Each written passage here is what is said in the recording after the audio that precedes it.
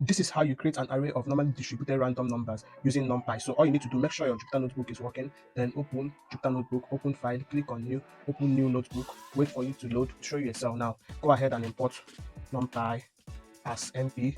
Now run the cell here, or you can use Shift and Enter to run the cell.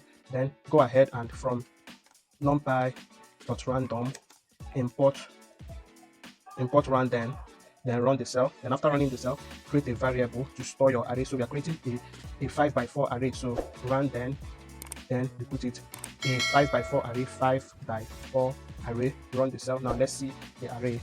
We call the array. Now this is the array. As you can see, this is an array of normally distributed numbers, random numbers, an array of a 5 by 4 arrays of normally distributed numbers. Now if you also want to be learning more about data science, data science, machine learning, AI, and all, the sub for this channel will be very, very wonderful for you. So make sure you sub to this channel. I'll be dropping a very nice video on Python, a very comprehensive video on Python, data science. Make sure you sub to the channel. Thank you.